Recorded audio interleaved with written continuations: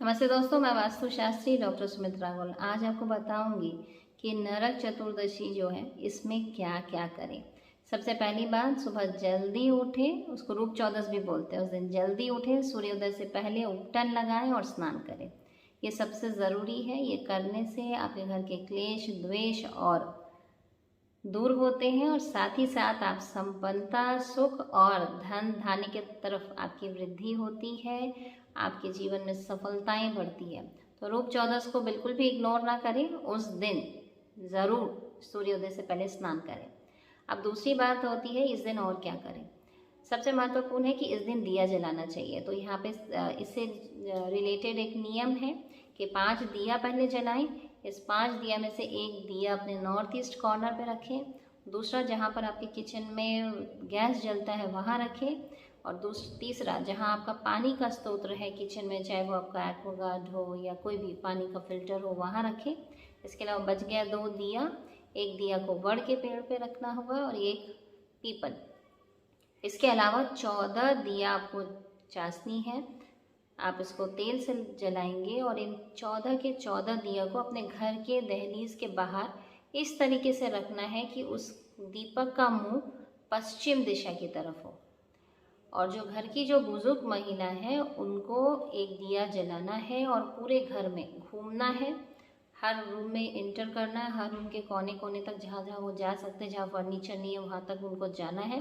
बाद में इस दिया को बिना पीछे मुड़े उनको आगे लेके जाना और किसी दूर स्थान पे ले जाकर इस दिए को वहाँ रख कर टर्न हो जाना है। उसके बाद वापस घूमकर उस दिया को नहीं देखना है और वापस घर आ जाना है। इतनी चीज़ें ज़रूर करनी चाहिए नरक चतुर्दशी या रूप चौदस के दिन।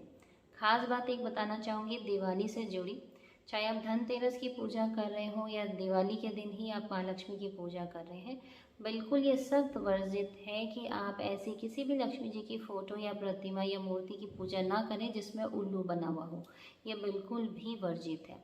अब बात करती हूँ लक्ष्मी जी की। तो लक्ष्मी जी का 2 स्वरूप है।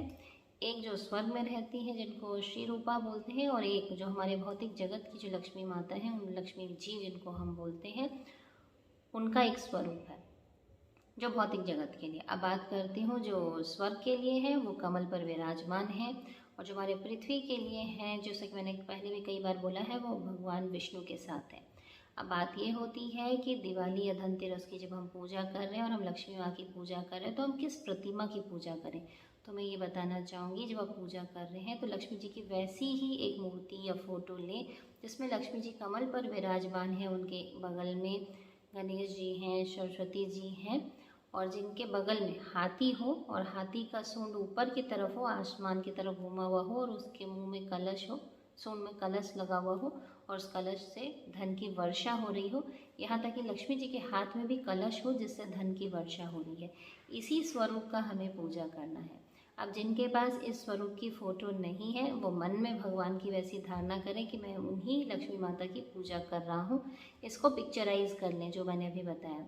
इसके अलावा दूसरा एक और स्वरूप है जिसकी आप आराधना कर सकते हैं। एक गरुड़ के ऊपर विष्णु भगवान और लक्ष्मी जी बैठे हैं। इस स्वरूप की भी अगर आप आराधना करते हैं तो आपके जीवन में हमेशा धन धान्य और लक्ष्मी जी बनी रहेगी।